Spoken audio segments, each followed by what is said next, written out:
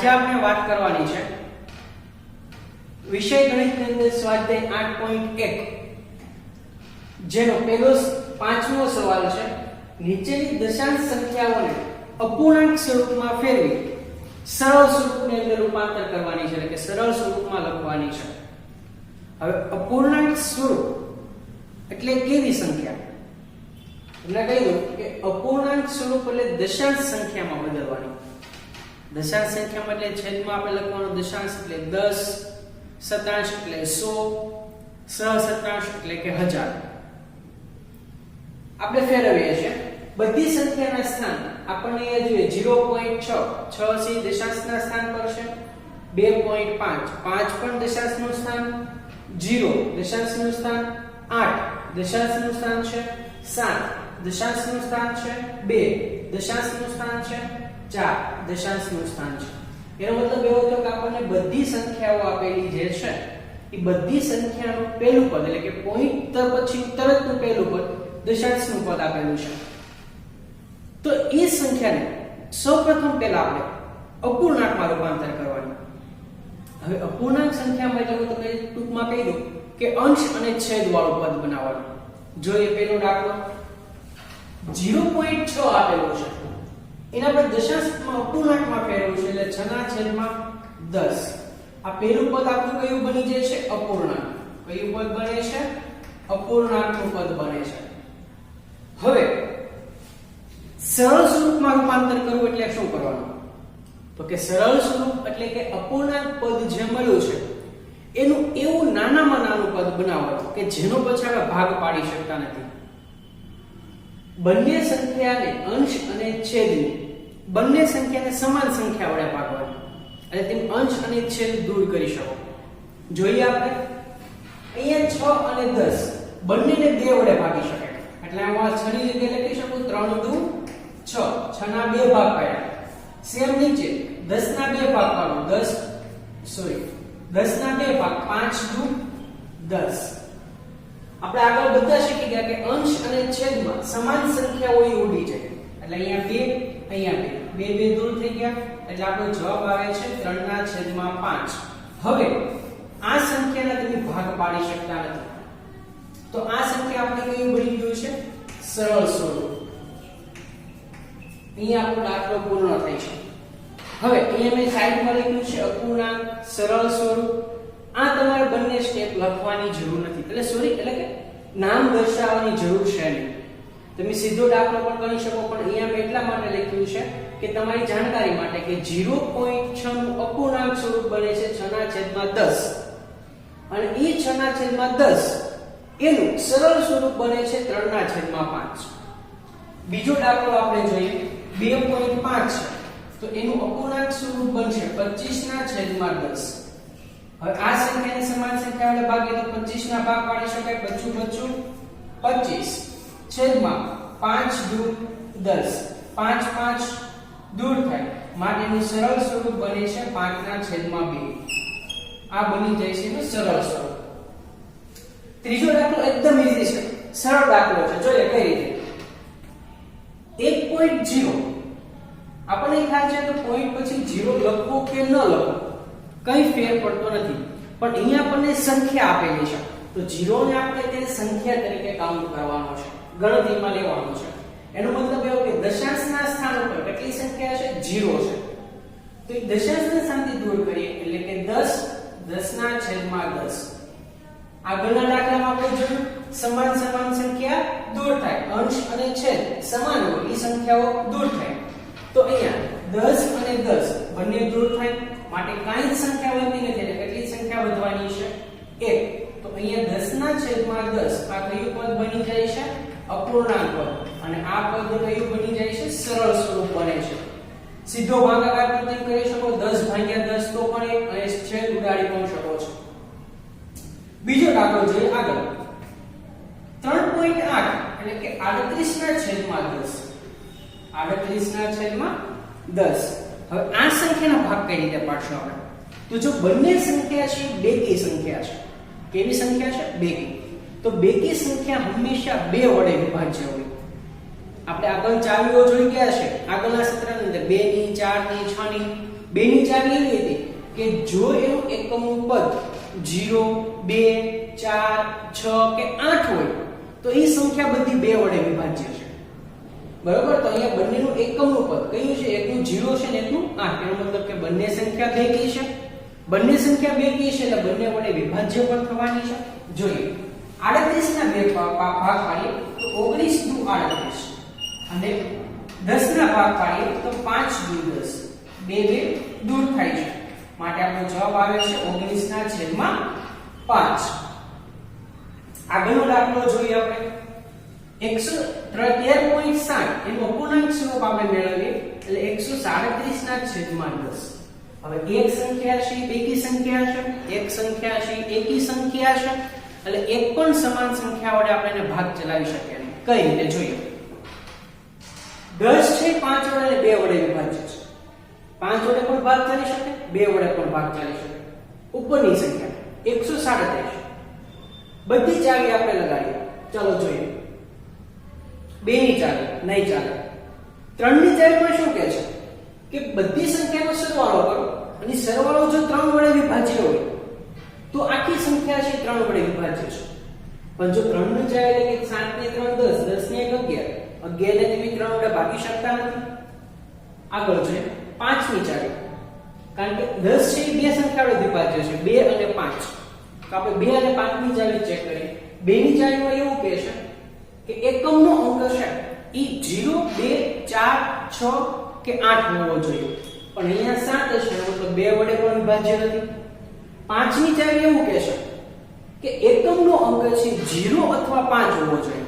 કેટલો હોવો જોઈએ? 0 અથવા 5. તો જ સંખ્યા 5 વડે વિભાજ્ય બને. પણ અહીંયા એકમનો અંક કેટલો છે? 7. એનો મતલબ એવો થયો કે આ જે 137 ના છેદમાં 10 મળે છે એ આપણું અપૂર્ણાંક પદ પણ બની જાય છે અને સરળ પદ પણ બની જાય છે. બંને પદ ભેગા 137 ના છેદમાં 10 અપૂર્ણાંક પદ પણ છે અને સરળ પદ પણ છે. આગળનો દાખલો જોઈએ 21.2 એટલે કે 212 એના છેદમાં 10. બંને સંખ્યા બેકી છે, 2 વડે વિભાજ્ય છે. 106 ના બે ભાગ પાડીએ, સોરી 212 ના બે ભાગ પાડીએ એટલે કે 106 દુ 212, 5 દુ 10, 2 દૂર થાય માટે આપણો જવાબ આવે છે 106 ના છેદમાં 5. આગળ વાત કરીએ જી ની અંદર 64 6.4 એટલે કે 64 ના છેદમાં 10. બંને બેકી સંખ્યા છે. 64 ના બે ભાગ પાડી શકાય. 32 દુ 64 છેદમાં 5 દુ 10, 2 દૂર થાય માટે આપણો જવાબ આવે છે 32 ના છેદમાં 5. અહીં આપણને એમ થાય કે ઉપરની સંખ્યા છે 32 બેકી સંખ્યા છે. બરોબર? ઉપરની સંખ્યા છે કઈ છે? બેકી સંખ્યા છે. તો એ સંખ્યા છે વિભાજ્ય સંખ્યા છે. 32 છે એ કેવી છે? વિભાજ્ય. 16 દુ 32. પણ જો 16 દુ તમે 32 કરવા જશો તો એમાં 5 વડે ક્યાંય છેદ ઉડવાનો છે નહીં. એટલે સંખ્યા તમારી નાની બનવાની નથી. એટલે આ જે સંખ્યા છે આપણું કયું પદ બની જાય છે? સરળ સ્વરૂપ બને છે. ફરી એક વખત તમને કહી દઉં અપૂર્ણાંક સ્વરૂપ એટલે દશાંશ સંખ્યા છે અને અંશ અને છેદમાં રૂપાંતર કરવાની છે. એટલે પહેલું પદ મળશે કયું મળવાનું છે? અપૂર્ણાંક પદ મળશે. મળેલા અપૂર્ણાંક પદના સમાન સંખ્યા વડે ભાગ પાડવાના છે. સમાન સંખ્યા આપણે જોયું 6 અને 10 બંને 2 વડે વિભાજ્ય છે. એટલે 3 દુ 6, 5 દુ 10 સમાન સંખ્યા ઉડી જાય પછી જે પદ બાકી વધે છે આપણું કયું પદ બને છે? સરળ સ્વરૂપ બને છે. એટલે આ દાખલો તમારે 2 સ્ટેપ ની અંદર થશે. પહેલું પદ તમારો પૂર્ણાંક બનાવવાનું થશે, બીજું પદ છે તમારું કયું થશે? સરળ સ્વરૂપ બનાવવાનું. પ્રશ્ન નંબર 6 કે દશાંશનો ઉપયોગ કરી સેન્ટીમીટરમાં દર્શાવો. એટલે કે દશાંશ પદ્ધતિનો ઉપયોગ દ્વારા આપેલી જે સંખ્યાઓ છે બધી મિલીમીટરમાં દર્શાવી છે. એ મિલીમીટરને આપણે કેમાં રૂપાંતર કરવાની છે? સેન્ટીમીટરની અંદર રૂપાંતર કરવાની છે. તો એના માટેનું પરિવર્તન આપણે યાદ રાખવાનું છે. આપણે બધા જ જાણીએ છીએ કે 10 મિલીમીટર બરાબર 1 સેન્ટીમીટર થાય. 10 મિલીમીટર બરાબર 1 સેન્ટીમીટર અને 1 મિલીમીટર બરાબર 1 મિલીમીટર બરાબર 1 ના છેદમાં 10 સેન્ટીમીટર થાય. એનો મતલબ એવો છે કે સેન્ટીમીટરને જો મિલીમીટરમાં ફેરવવું છે, સેન્ટીમીટરને મિલીમીટરમાં ફેરવવું છે તો 10 વડે ગુણવાનું, મિલીમીટરને સેન્ટીમીટરમાં ફેરવવું છે તો 10 વડે ભાગવાનું. બંને ક્રિયાઓ ઊંધી છે. હવે 10 વડે ભાગાકાર કરવાનો છે, બરોબર. એનો મતલબ કે દશાંશનું પદ આપણને આપેલું છે. જોઈએ અહીંયા મને 2 મિલીમીટર આપેલું છે, એને ફેરવવાનું છે સેન્ટીમીટરની અંદર. એટલે આપણે શું કરીશું? 2/10. પાછળ એકમ લાગી જશે હવે સેન્ટીમીટર. કયો એકમ લાગશે? સેન્ટીમીટર. 2/10 દશાંશ પદ 0.2 સેન્ટીમીટર. અહીંયા તમને સીધો જ ખ્યાલ આવતો હોવા છતાં પણ તમારે બંને સ્ટેપ દર્શાવવા કેવા પડે છે, જરૂરી છે. બીજો દાખલો જોઈએ. 30 મિલીમીટર છે તો 30/10 પાછળ હવે એકમ લાગશે સેન્ટીમીટર, કારણ કે આપણે રૂપાંતર કર્યું છે સેમીમાં. અહીંયા તમે સીધું 0 0 પણ ઉડાડી શકો, માટે આપણો જવાબ આવશે 3 સેન્ટીમીટર. કેટલો જવાબ આવશે? 3 સેન્ટીમીટર. એના પછીનો દાખલો 116/10 એકમ લાગી જશે સેન્ટીમીટર, માટે અહીંયા એક પોઈન્ટ મૂકવાનો છે એટલે 11.6 સેન્ટીમીટર. હવેનો દાખલો છે. ઈ દાખલાની અંદર આપણને બે સંખ્યા આપેલી છે અને બે એકમ આપેલા છે. પહેલી સંખ્યા છે 4 અને એનો એકમ છે સેન્ટીમીટર, બીજી સંખ્યા છે 2 અને એનો એકમ છે મિલીમીટર. હવે જ્યારે આ રીતનું પદ તમને આપે તેમાં એક સંખ્યા છે સેન્ટીમીટરમાં આપેલી છે એટલે એને બદલાવવાની જરૂર નથી, પણ જે મિલીમીટરમાં આપેલી સંખ્યા છે એને તમારે કેમાં રૂપાંતર કરવાની છે? સેન્ટીમીટરમાં. તો બંને સંખ્યાને પહેલા અલગ પાડી દેવાની. એટલે તમે આવી રીતે લખી શકો 4 સેન્ટીમીટર પ્લસ મિલીમીટરને સેન્ટીમીટરમાં ફેરવો એટલે 2/10 પાછળ એકમ થઈ જશે સેન્ટીમીટર. બંનેના એકમ હવે કેવા છે? સરખા છે. જોઈએ આગળ. એટલે કે 4 સેન્ટીમીટર પ્લસ 2/10 એટલે 0.2 સેન્ટીમીટર. 0.2 સેન્ટીમીટર. બંનેનો સરવાળો 4 + 0.2 એટલે 4.2 સેન્ટીમીટર. પછીનો દાખલો છે 162 એટલે કે 162/10 એકમ પાછળ વધી જશે સેન્ટીમીટર લાગશે. 162/10 એટલે લખાશે 16.2 સેન્ટીમીટર. એના પછીનો દાખલો છે 83/10 પાછળ એકમ લખવાનું છે સેન્ટીમીટર. 83/10 માટે એકમ બની દશાંશ પદ બનશે 8.3 સેન્ટીમીટર. એટલા માટે અહીં આપણે પરિવર્તનો છે તે ખાસ યાદ રાખવા પડશે.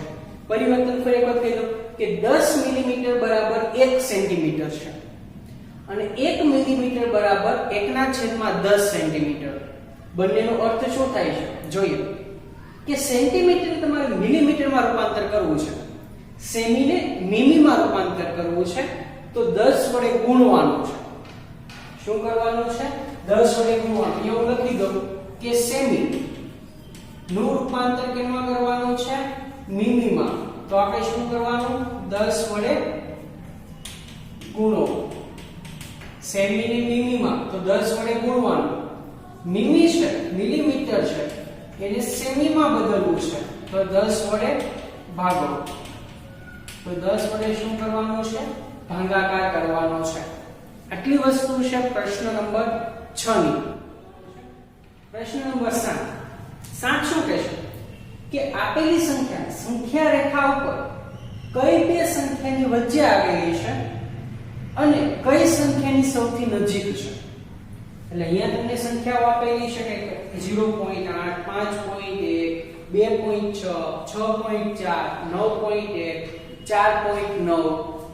આ સંખ્યાઓ અપૂર્ણાંક સંખ્યા છે. આપણે પહેલા લેક્ચરમાં આગળ જોઈ ગયા કે અપૂર્ણાંક સંખ્યાને સંખ્યા રેખા પર દર્શાવવાની છે. આપણે અહીંયા દર્શાવવાની નથી, માત્ર આપણે એ જ દર્શાવવાનું છે કે કઈ બે સંખ્યાની વચ્ચે આવે છે અને કઈ સંખ્યાની નજીક થશે. પહેલા દાખલામાં તમને સંખ્યા રેખા દોરી ગણતરી કરીને દર્શાવીશ. 0.8 છે બરોબર, 0 અને 1 ની વચ્ચે આવશે. આપણે શું કીધું પહેલી સંખ્યા અને એની પછીની સંખ્યા પહેલી સંખ્યા 0 છે અને 0 અને પછીની સંખ્યા છે તે 1 એટલે કે 0 અને 1 ની વચ્ચે આવશે એટલે એ લખી નાખીએ કે 0.8 એ 0 અને 1 ની વચ્ચે આવે છે હવે કઈ સંખ્યાની વધારે નજીક થશે 0 ની કે 1 ની તો અહીંયા આપણને ખ્યાલ છે કે બંનેની વચ્ચે અડધું સંખ્યા એટલે કે 5 મોક આપો અહીંયા 1 2 3 4 ને 5 6 7 ને 8 તો 8 છે એ કોની નજીક બને છે 1 ની નજીક એટલે એ લખીશું કે 1 ની સૌથી નજીક છે 1 ની સૌથી નજીક છે બરોબર સમજાઈ ગયું બીજો દાખલો જોઈએ 5.1 પહેલી સંખ્યા છે તે 5 એટલે કે પહેલી પૂર્ણ સંખ્યા 5 અને બીજી તરફની સંખ્યા 6 એટલે કોની વચ્ચે આવશે 5.1 એ 5 અને 6 ની વચ્ચે આવે છે કોની નજીકમાં છે કોની સૌથી નજીક થશે તો 5 પ્લસ પેલા કાપાનું મૂલ્ય 0.1 એટલે 5 પ્લસ 0.1 એટલે 5.1 આગળ વધતા જેમ ક્રમ વધતો જાય છે એટલે સૌથી નજીક કોની ગણાય છે 5 ની નજીક 5 ની સૌથી નજીક છે 5 ની સૌથી નજીક છે બીજી સંખ્યા જોઈએ 2.6 પહેલી પૂર્ણ સંખ્યા છે 2 અને ત્યાર પછીની પૂર્ણ સંખ્યા આવશે 3 એટલે એ લખી શકે કે 2.6 એ 2 અને 3 ની વચ્ચે આવે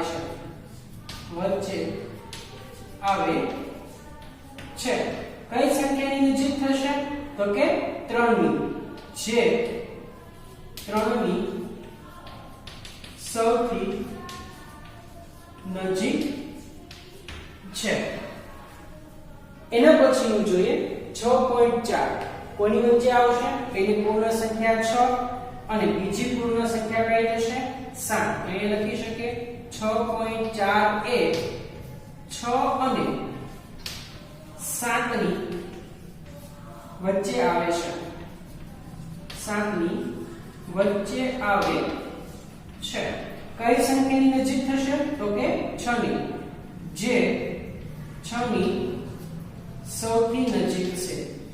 સૌથી નજીક છે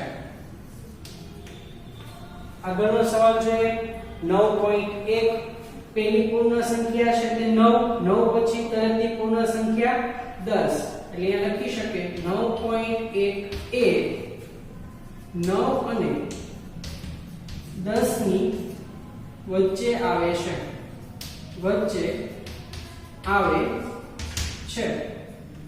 જે કોની નજીક થશે સેમ દાખલો આપણે અહીંયા 5.1 5 ની પછી તરતની સંખ્યા 5.1 સેમ અહીંયા 9 પછી તરતની સંખ્યા 9.1 એટલે કોની નજીક છે જે 9 ની નજીક છે એના પછીનું જોઈએ 4.9 છે 4.9 પહેલી પૂર્ણ સંખ્યા 4 બીજી પૂર્ણ સંખ્યા 5 એટલે લખી નાખીએ કે 4.9 એ 4 અને 5 ની વચ્ચે આવે છે 4 અને 5 ની વચ્ચે આવે છે કોની નજીક ગણાય છે તો કે જોઈએ કોની નજીક થશે 4 કે 5 તો કે 5 ની લખીએ અહીંયા જે